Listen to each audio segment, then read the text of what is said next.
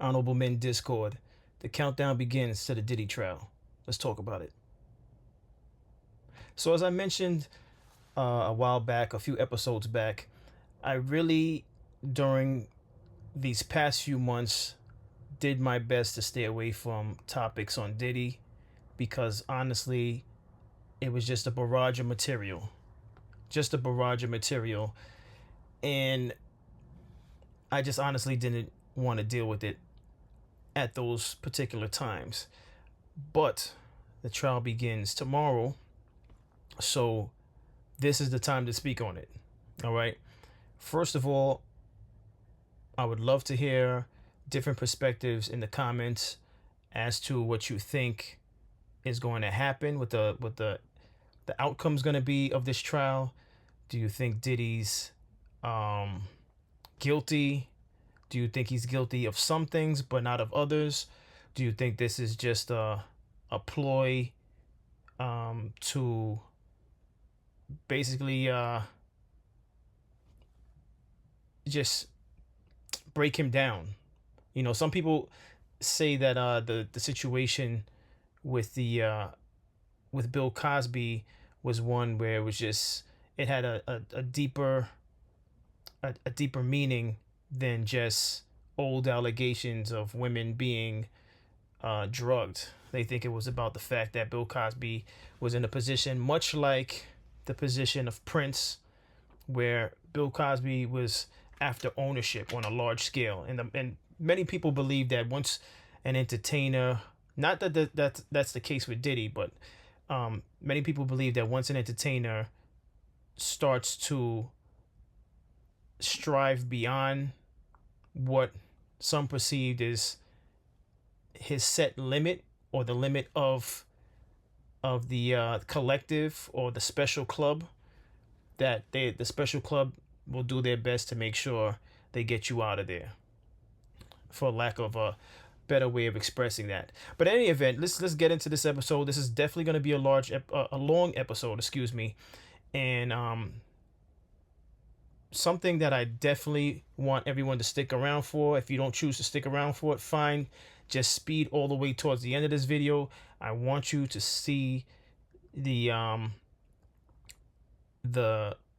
video from Ali Carter, who was claiming that she's the daughter of Tupac Shakur.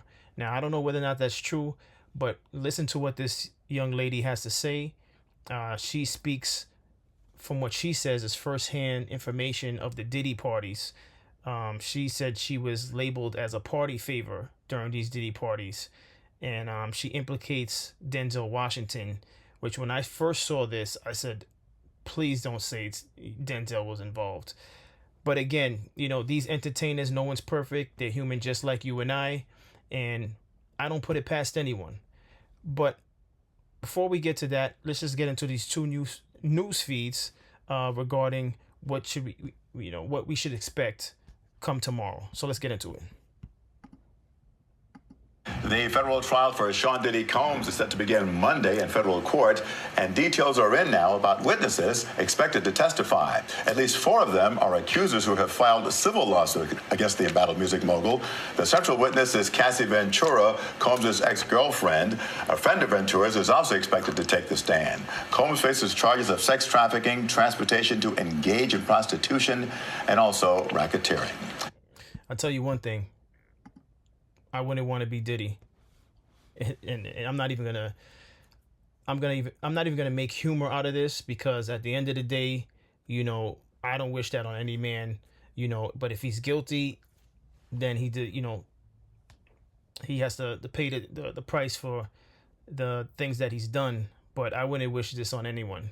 I can only imagine the amount of pressure that he must have undergone being locked up, knowing what was ahead of him.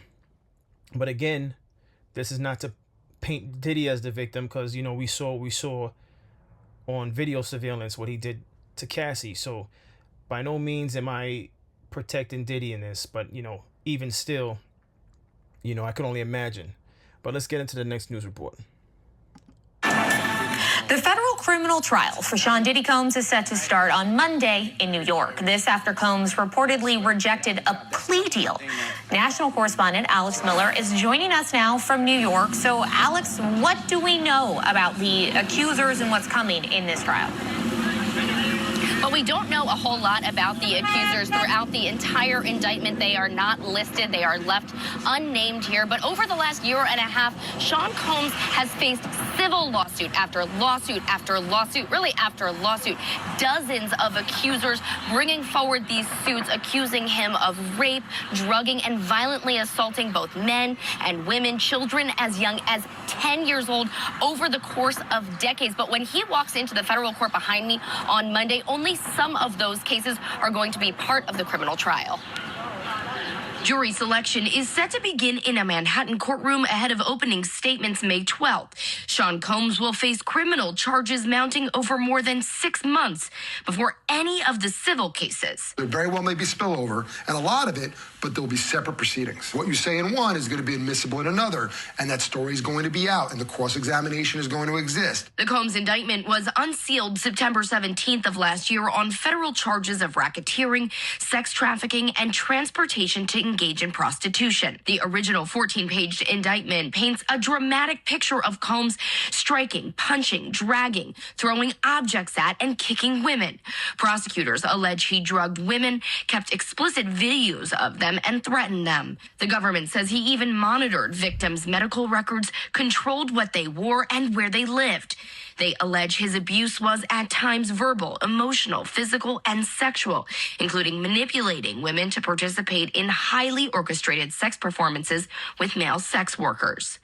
Prosecutors have amended the case multiple times in January without adding new charges, but included new details alleging he transported 2 more female victims across state and international lines and that he dangled someone over an apartment balcony. Then, March 6th, prosecutors filed a second superseding indictment without new charges to include allegations of forced labor. Prosecutors say Combs forced his employees to work long hours and threatened to punish those who didn't help him. You're allowing potentially for new people in a new time frame, so it's bringing in more evidence that can be used, and what it'll do for the prosecution potentially is bolster or lift up the charges or the strength of those charges. And finally, prosecutors added charges in early April alleging more sex trafficking and transportation across state lines to engage in prostitution. The severity of these allegations will undoubtedly make jury selection complex. One of the issues they're going to deal with is not just his celebrity and not just everything that's surrounding it, but here the other component is going to be that sexual abuse and people's personal experiences with that. That's something that is going to be very important. There are now 5 total criminal charges against Combs. He's pleaded not guilty to all of them. And Steph, we do know a little bit more about what jury selection will look like. The judge wants it to last only 2 days, giving the rest of the week to both. What do you all think about him pleading not guilty? Is that a testament of his personality? Is he so overconfident? Or does he really feel like he's above everything? Like I don't know what the thought process is between the not guilty. Obviously he has lawyers, so I'm not sure whether or not they advised him to plead not guilty.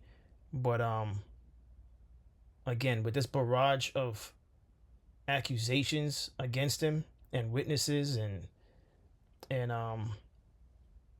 victims, I don't know. A plea deal sounds about right to me, but I could be wrong. What's your thoughts? Let's continue.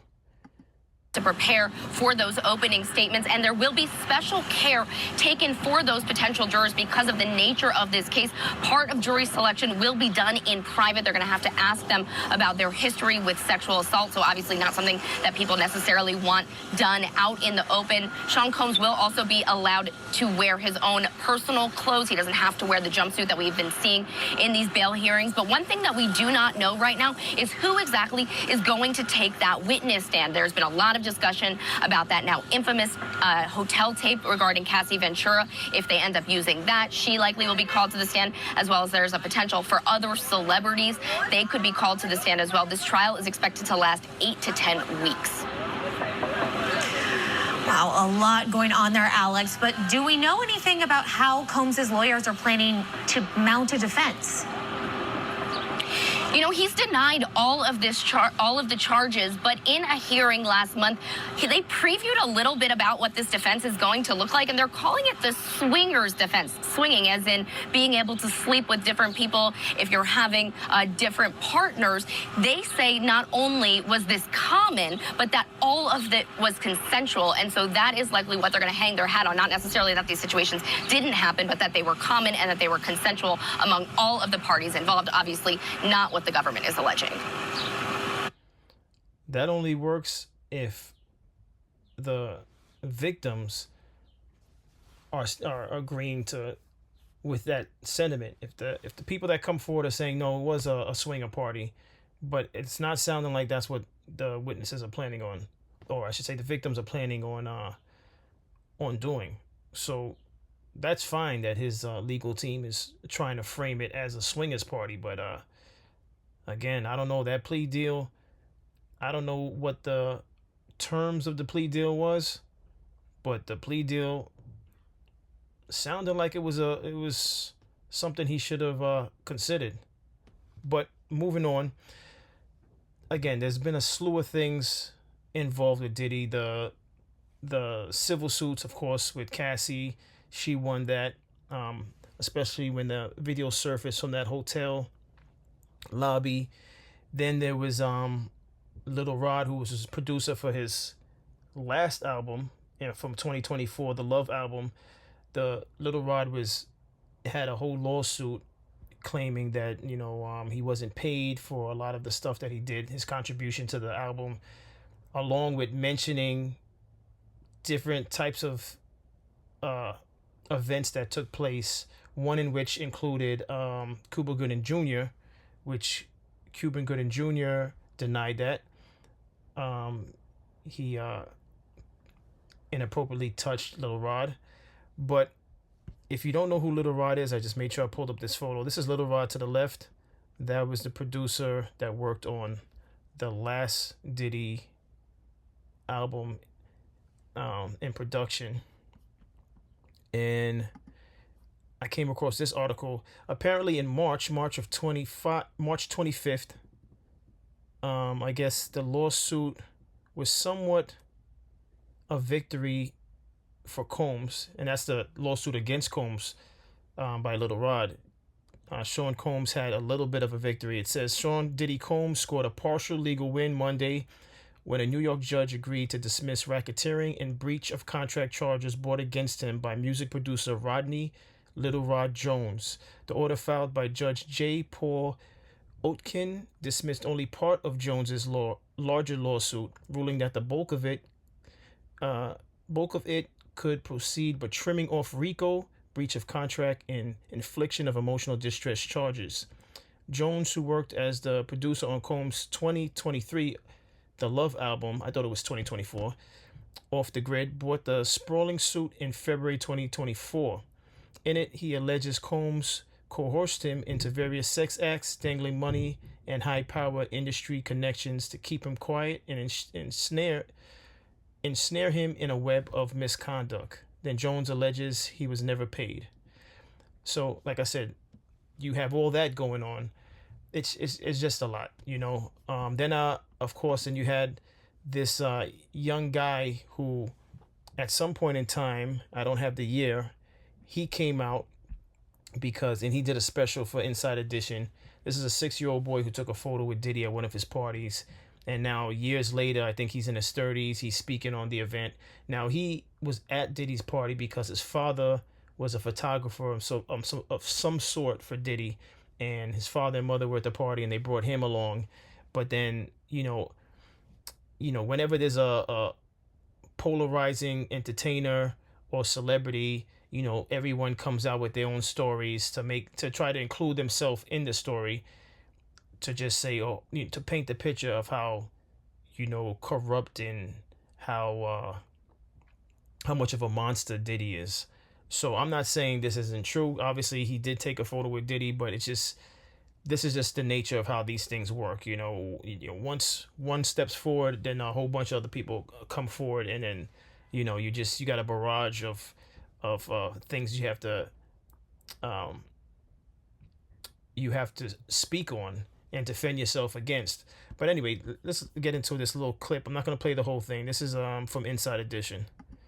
Can you believe this 6-year-old boy was once a guest at Diddy's infamous white party? The disgraced mogul has his arm draped around a young Justin Livtoski back in 1999. Justin is now 31 and tells Inside Edition about taking that photo. He put his arm around me in an uncomfortable way, close to areas that you shouldn't as a grown man. He recalls what he saw at the party. So I remember marijuana, and topless women. That's the two main things that I remember. So, how'd he end up there? Well, his father, David Allen, was Diddy's photographer, snapping pictures of partygoers in the Hamptons.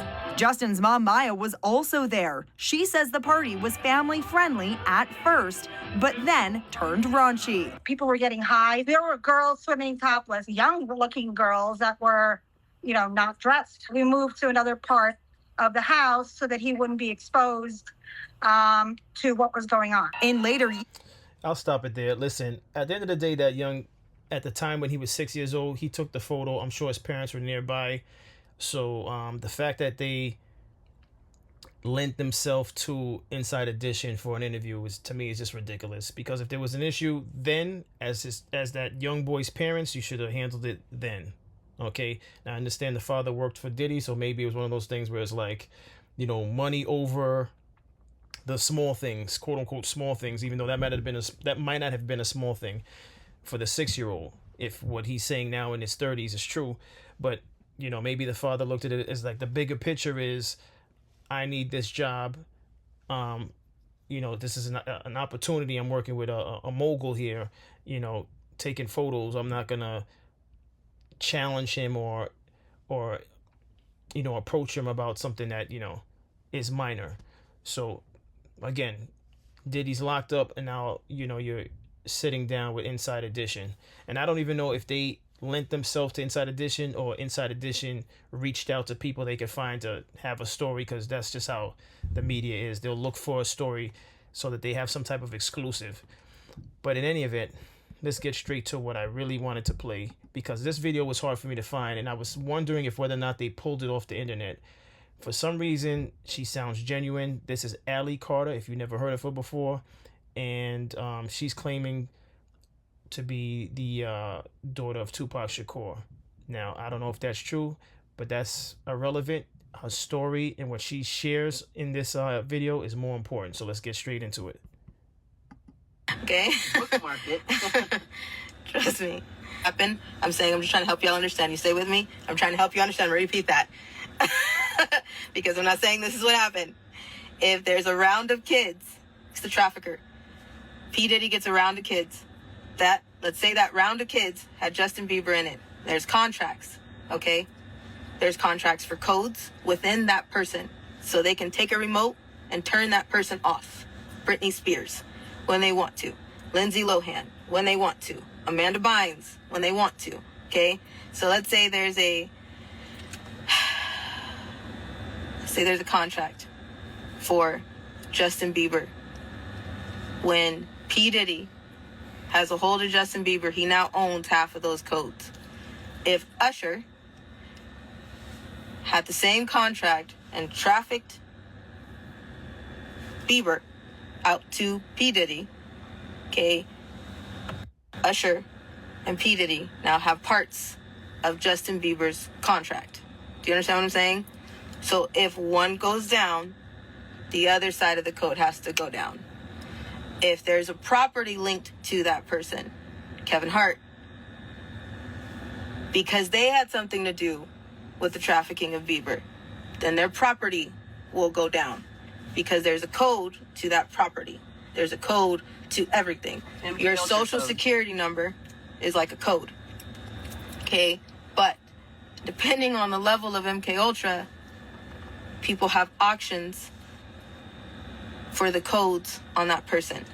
So they can use a remote to them like a TV and shut them down, turn it up, use somebody else, change it whenever they feel like it. Bookmark it. Trust me. Trust me, bookmark it. Okay? I know it's probably not going to make sense right now, but bookmark it.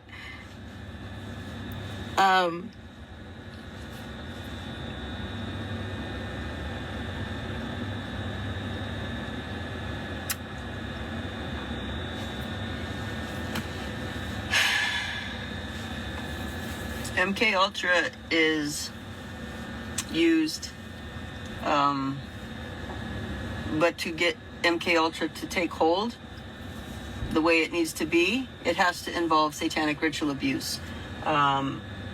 Extreme Context. As per Wikipedia, MK Ultra was a human experimentation program designed and undertaken by the U.S. Central Intelligence Agency, CIA, to develop procedures and identify drugs that could be used during interrogations to weaken individuals and force confessions through brainwashing and psychological torture. There you go. That's MK Ultra. Let's get back to it. trauma, humiliation, just evil on a level you can't imagine. I don't care what you all think about Trump. I'm not sure what I think about Trump, but he is telling you the truth on a lot of things. You guys just don't understand what he's saying. When he's saying they're eating the cats and dogs, he's preparing your hearts and your minds for the fact that satanic ritual abuse is about to come into the light in a big way. Voodoo is about to come into the light in a big way. Cannibalism is about to come into the light in a big way. All of those things link to MK Ultra. And it all links to trafficking. Once you have MK Ultra in place, and once you've used satanic ritual abuse to link into the MK Ultra and to program somebody, program the children, so you can use them as sex slaves or Delta assassins or whatever it is you want them to do, then the trafficking and all those things come into play. But you have to have the base and the foundation first. I've been a party favor at a few parties. And I'm gonna rewind a little bit. By the way, what she's describing sounds like the 2004 movie starring Denzel Washington, The Manchurian Candidate. If you haven't seen it, watch it. It's actually a remake of the 1962 movie of the same title, The Manchurian Candidate. All right? It's a thriller/war movie. Let's continue. After a certain point of being traumatized, after a certain point of realizing that nobody loved me for me and just for what I could do, or whatever the fact that it was, what people thought about me when I was a little kid, I was naive like that. Do you understand what I'm saying? So after a certain point, I didn't give a damn who did what. I just wanted to be seen. And I know that a lot of people can say, yeah, there's times where a point in your life where you're just like, I just want somebody to give a damn. I just want somebody to see me, and I just want somebody to love me, okay? So I was there a lot because I've been abused a lot. And after a certain point, I went really numb, didn't care. A lot of people that were with me called me a traitor because they felt like I just left. I'd be mad at me too, because I stopped giving a shit about anything. I didn't care. It all just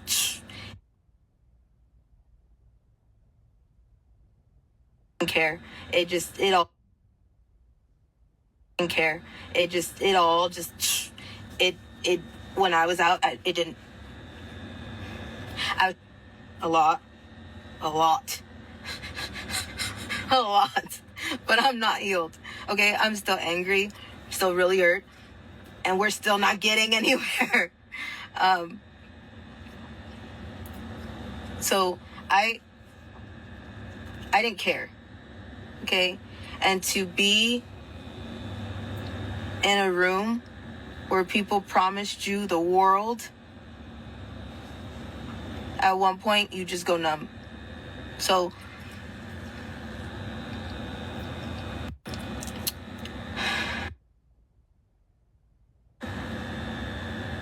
things of me that probably don't make sense, but I was a kid.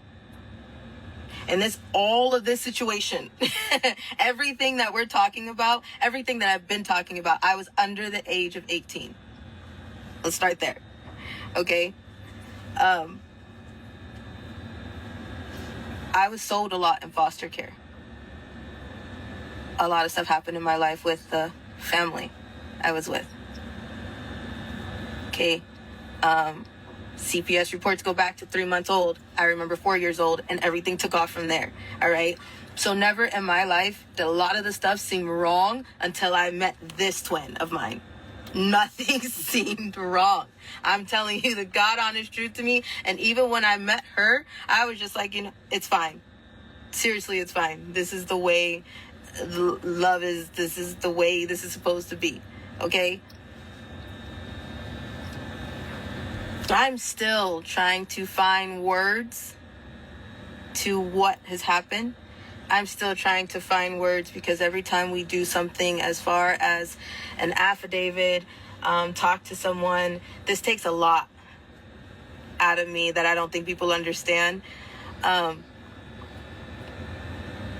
nightmares, the flashbacks, the skin crawling, the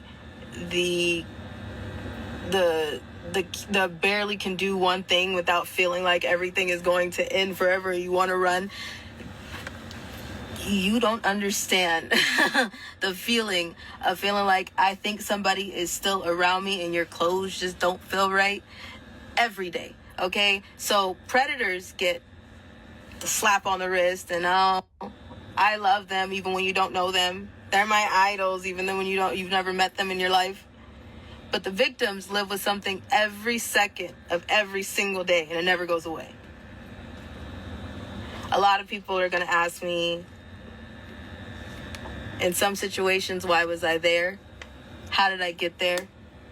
I was a kid.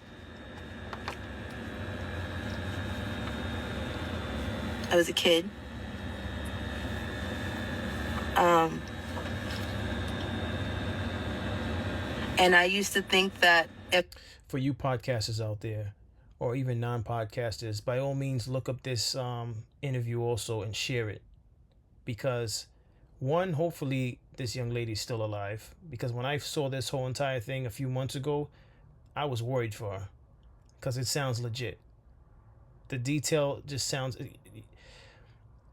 As a New Yorker, I've been around a lot of people who seem to have mental conditions, and she doesn't sound like she has a mental condition. This sounds like her truth. This sounds like her story. If you disagree, I'll see you in the comments, but let's get back to it. Wasn't yelling and screaming that wasn't rape. Not true either. There is a lot going on with this case. These freak-off parties, they're not freak-off parties. There's a lot that happens. There's life-size wheels that people attach children to and spin it and decide who's having sex in what way. There are so many things. There's body cakes.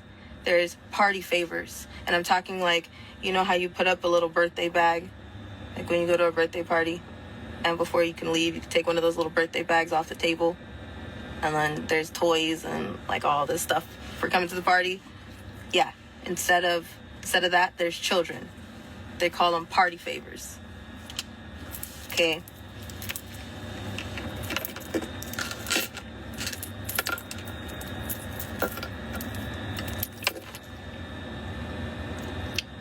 I'm really trying to spit this out, but I'm really having a hard time tonight.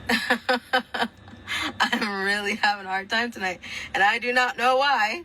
I'm really having a hard time tonight because I've had to stop everything and turn around, and we're doing this again. And the thing is I can put out information, but it's not until you guys get slapped with more information that people are like, okay, that's true. I get it. I get it. Don't just take one word and just go with it. But a part of my brain right now is just not doing well. I'm not okay. Because I'm just like, all of this, I can drop it. I'll just put up the affidavit and I'm going to come back on. Because I'm trying to spit it out. And it's not, I don't know why. It's not coming. Because what's irritating me too is journalists and people. If you're monetizing your account and you're messaging me, I'm not giving information out for money. That's not what I'm doing either. The information is priceless. And we're not going to help you do that. No, either. I don't want to. We're not doing anything. So if you're messaging us like, hey, you could come on my platform and do it, but if your platform is monetized, just please don't message us. You're not gonna like me. I'm just telling you right now. You're not gonna like me. I want to spit the information out. I have a lot. We have decades worth of information. Do you hear what I'm telling you? Okay, but I'm trying to, and everybody's like, just do it. Yeah, but see, here's the thing. You're not sitting right here. You're not sitting right here. And it cuts deeper than probably a financial problem. It cuts deeper than a spiritual problem. It cuts deeper than a location problem. It cuts deeper than a soul problem. Okay, it takes a minute. It takes a minute to get up. It takes a minute to get out the corner. And for those who are like, okay, so testify. Nope, because listen. Nope, because the attorney on Diddy's side is corrupt. You know that, right? Who's going to defend someone that they know damn well is a killer, a rapist, a child slave trader? Who's going to defend someone like that? Would you?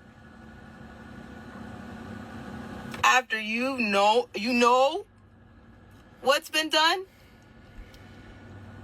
After you know. That's a money issue. That's a money issue, right? You don't care what happened to the kids. You don't care about your integrity. That's not.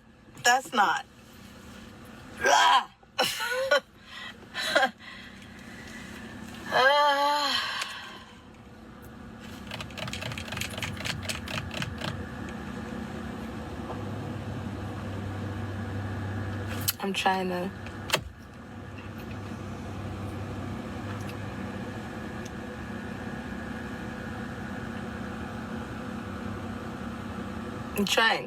I'm trying, but for whatever reason, it's not. I don't know what the hell's wrong with me right now. I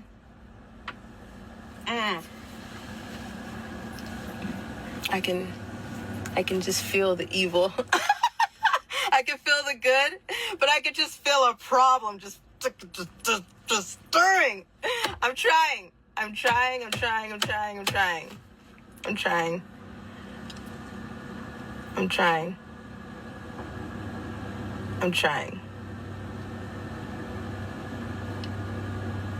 What is happening right now, I don't know. I really don't. So, I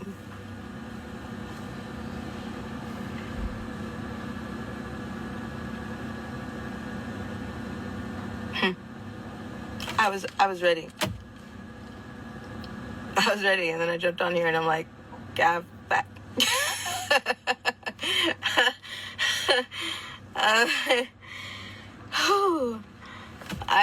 I don't know what's wrong with my.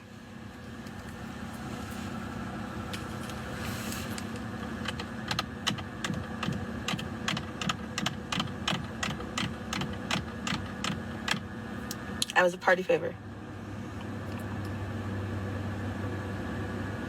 What does that mean?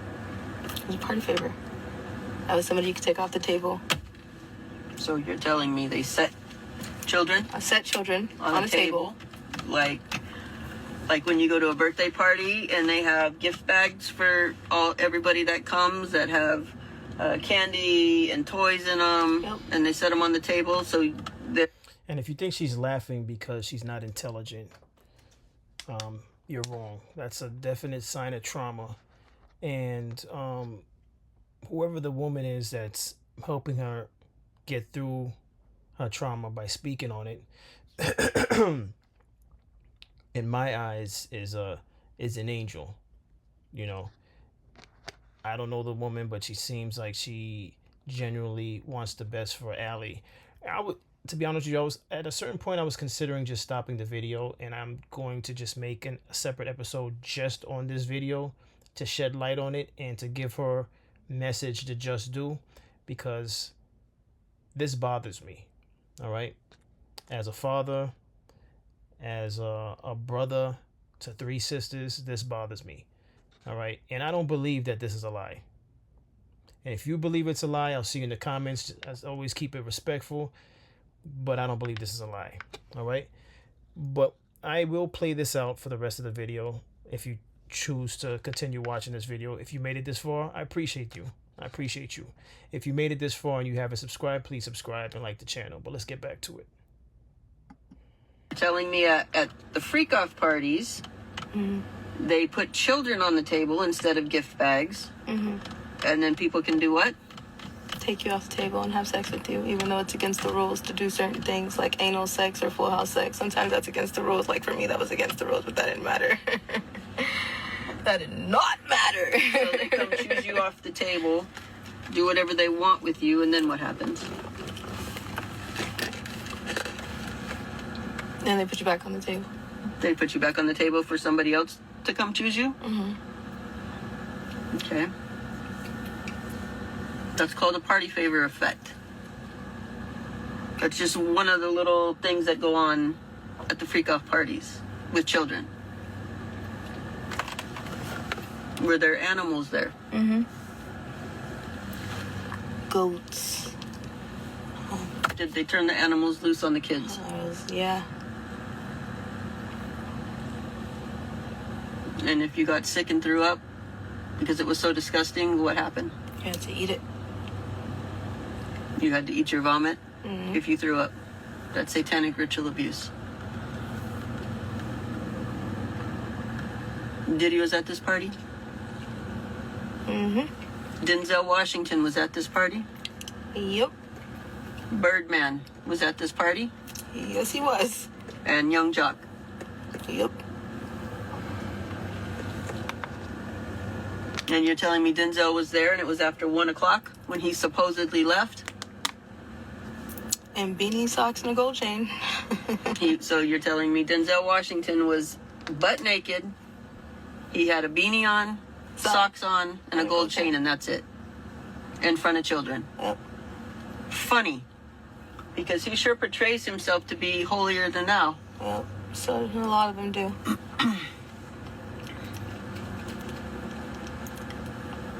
I think you also told me that one of those men have a birthmark. Left thigh. So one of those men have a birthmark on their left thigh.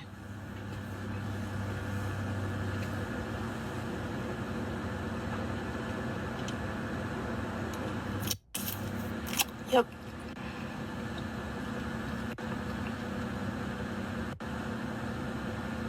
Did you have sexual interactions with Diddy? Yep. Denzel? And I know we don't tell on Denzel. You might not tell on Denzel, but your mama gonna tell on every fucking buddy. I ain't keeping no pedophile secrets.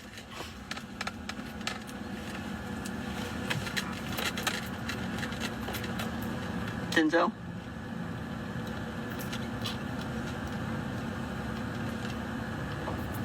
Yep. Birdman? Did Birdman promise you things? So much. Like what he promised Lil Wayne at a young age. Because you know we shared the system together.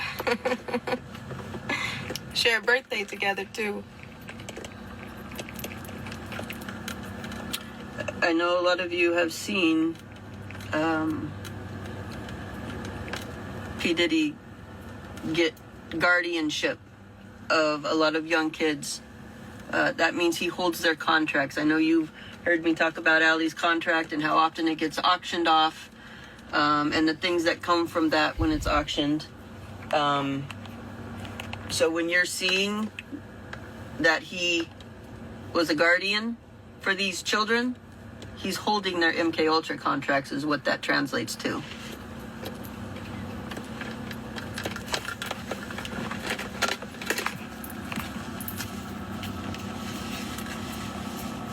Were you the only child at this party? No, not at all. There's so many kids at this party. Were there also so many celebrities? Yep. That whole they leave at a certain time, that's not true. Everybody has to take DNA test, saliva test, blood tests, give up your phone, give up information, any trackers or locations, no weapons, no cameras.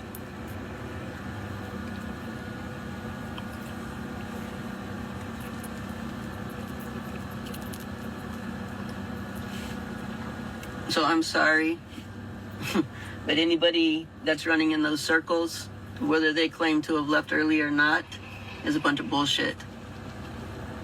Because if you left early, but you knew kids were there, and you did know, you don't run in those circles and not know that.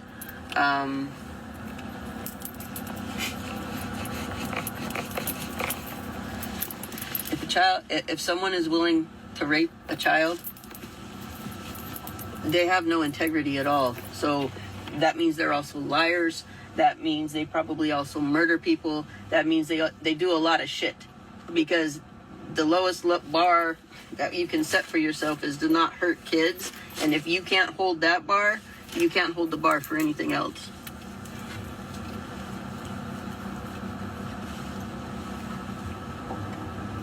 So saying I left early from a party where children are being brutalized and raped and sodomized and used in bestiality and satanic rituals is not a plausible explanation or excuse or a pass.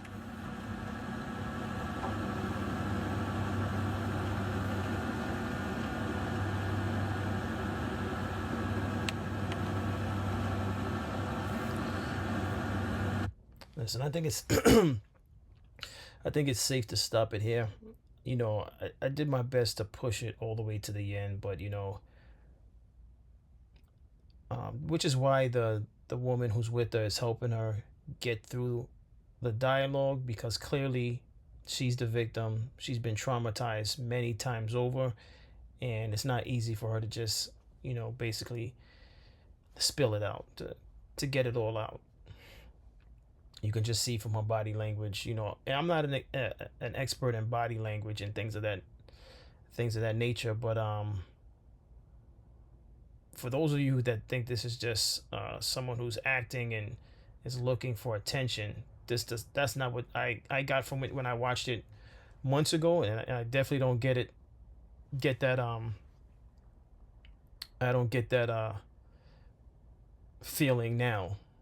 I feel like, you know, I feel like what I'm seeing is a genuine depiction of someone who's hurt and has been through trauma. And I will put the entire video in the link, but you can see clearly it's on YouTube. Just type in, just as I typed it, Allie Carter, Ally Carter, and you'll see this video pop up. You'll see she's clearly sitting down in the car with the headlight, with the, the inside light of the car, and she's just speaking her truth. It's a 31-minute long testimony, you know, testimony to what she's experienced. And she definitely mentioned Denzel Washington. And oddly enough, let me just do this before I close out.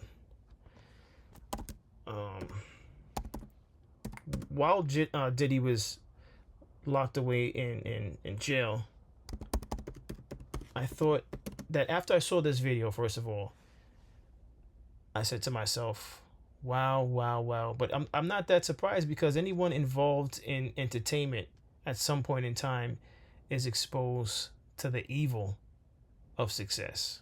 You know, the quote unquote little people, the 9-to-5ers, we look at these people like, wow, that's the bar to reach. They have the big homes in different states, different countries. They got all the sports cars.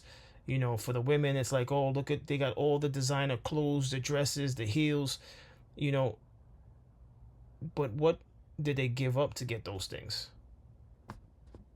How did they affect their soul to get those things?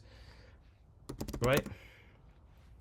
For all of that, man, just keep me where I'm at, doing the 9-to-5, working on a podcast. I'm feeling good, you know. Life is moving slow, but I'm fine with that. I'd rather it move slow than fast at the cost of losing my soul. So let me just look at this. Gets baptized. Right. No, I'll just show some images. This is Denzel Washington getting baptized, right? You see photos of him getting baptized. But it's almost like you have to wonder. Listen, no man is perfect. I'm not perfect, even though I cover material where it may come across as I'm being judgmental to the people I'm covering. That's not the case. All right. But as it pertains to this situation, after I saw that video with Ali Carter, I don't know the time frame and how far apart Denzel Washington was baptized, but I said to myself, with Diddy being locked up, with him probably knowing that this video came out on YouTube, and I was wondering if it was pulled, because it took me some time before I found it to use in this episode. I was wondering to myself, if Denzel in fact knows that he was at the Diddy party and that he did something with this young lady, he must be tormented to the point where he felt compelled to get baptized, because Denzel Washington is not a young man. All right. And not to say that there's any particular age for you to be baptized, but it makes you wonder, why now? And I think because the heat is on. And tomorrow is gonna be the start of many conversations, more information, more victims coming forward. I can only imagine what we're gonna hear come tomorrow and the days to follow. But that's all I have for today. I appreciate everyone for tuning in. If you stay to the end, I extremely appreciate you for that. And put the word out, not on my behalf, but for Ali Carter, especially what she had to say, if nothing else. For this episode, forget about me on this one. Share the word on Ali Carter. Share it on your Facebook, your Instagram, your TikTok, whatever social media you have. On X, put the word out on her, and hopefully she's all right now. Hopefully, you know, because from what she said so far in the 20 minutes that I put on this episode, the 21 minutes, I'm worried about her safety. I was worried about it a few months ago when I first saw this, and I'm still worried about it now. Hopefully she's okay. But that's all I have for today. As always, I appreciate everyone for tuning in. I'll see you on the next episode. Take care.